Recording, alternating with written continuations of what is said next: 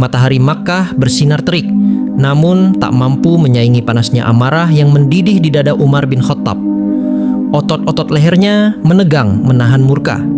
Di tangannya, sebilah pedang terhunus tajam, memantulkan kilat cahaya yang mengerikan.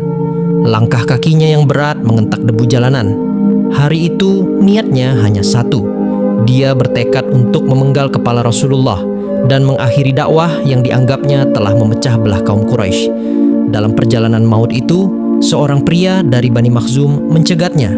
Melihat raut wajah Umar yang beringas, pria itu bertanya kemana arah tujuannya. "Aku akan membunuh Muhammad." Pria itu tersenyum sinis. Dia tahu Umar sedang kalap dan tidak sadar akan aib di keluarganya sendiri. "Urus saja keluargamu dulu. Adik perempuanmu Fathimah dan suaminya telah memeluk agama Muhammad." Langkah Umar terhenti. Urat lehernya makin menonjol. Darahnya serasa mendidih naik menembus ubun-ubun. Arah tujuannya seketika berbelok tajam menuju rumah sang adik. Saat mendekati pintu rumah Fathimah, telinga Umar menangkap sebuah lantunan suara asing. Suara bacaan yang belum pernah ia dengar sebelumnya di seluruh penjuru Jazirah Arab. Dengan amarah yang memuncak, Umar mendobrak pintu itu hingga terbuka lebar. "Suara omong kosong apa yang baru saja aku dengar?" Khabbab bin Al-Arat yang sedang mengajarkan Al-Quran kepada mereka buru-buru berlari bersembunyi di sudut ruangan yang gelap. Umar langsung menerkam Said, memukul dan menginjak-injaknya tanpa ampun. Sang raksasa Makkah itu benar-benar kehilangan akal sehatnya. Melihat suaminya dianiaya, Fathimah melompat untuk melerai. Namun nahas tangan besar Umar berayun keras, menghantam wajah adik kandungnya sendiri. Tamparan itu begitu keras hingga memecahkan kulit wajah Fathimah.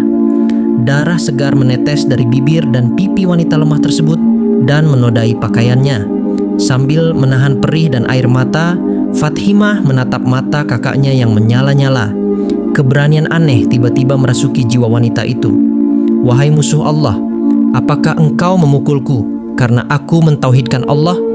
teriak Fathimah menahan isak. "Lakukanlah sesukamu. Kami telah beriman kepada Allah dan Rasul-Nya." Hening sejenak. Napas Umar tertahan di tenggorokan. Dia menatap ceceran darah di wajah adik yang sebenarnya sangat ia sayangi itu. Hati batu sang monster tiba-tiba retak. Rasa bersalah yang amat sangat menghantam dadanya. Tangannya yang memegang pedang perlahan turun dan melemas. Dengan suara yang mendadak melembut dan bergetar, Umar meminta kertas yang tadi mereka sembunyikan. "Berikan lembaran itu kepadaku. Aku ingin membacanya." Fathimah mendekap erat lembaran suci itu di dadanya.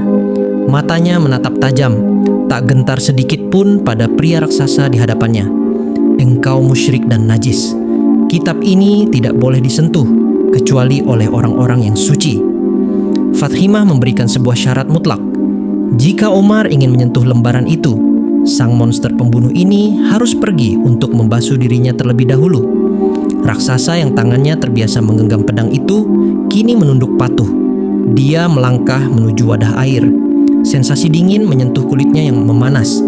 Debu jalanan, keringat kebencian, dan percikan darah luruh terbawa air.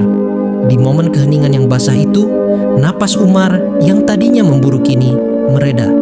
Fisiknya disucikan dan tanpa ia sadari, hatinya sedang disiapkan untuk menerima guncangan terbesar. Dengan tangan yang kini bersih dan gemetar, Umar kembali. Lembaran usang itu akhirnya berpindah ke telapak tangannya. Mata Umar perlahan menyapu barisan huruf yang tertera di sana. "Kami tidak menurunkan Al-Quran ini kepadamu, Muhammad, agar engkau menjadi susah." Quran Surah Taha ayat 1 dan 2. Umar membacanya bait demi bait. Logikanya yang cerdas dan hatinya yang keras seketika lumpuh total oleh keindahan sastra surgawi tersebut. "Sungguh, aku ini Allah, tidak ada Tuhan selain aku. Maka sembahlah aku dan laksanakanlah sholat untuk mengingat aku." Quran Surah Taha ayat 14. Air mata menetes dari sudut mata sang jagoan Makkah. Kata-kata kasarnya menguap tanpa sisa. Betapa indah dan mulianya ucapan ini. Pedang yang dibawa untuk membunuh utusan Allah itu masih ada di pinggangnya. Namun niat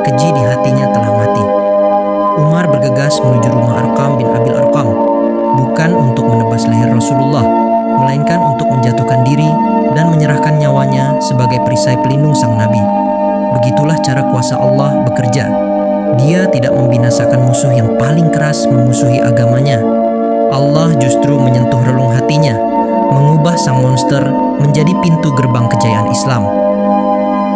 Kisah ini merobek keputusasaan kita. Ia membuktikan bahwa hidayah bisa datang dari jalan yang paling tak terduga. Sekeras apapun hati manusia, ia tetap berada dalam genggaman kasih sayang Allah yang tak terbatas.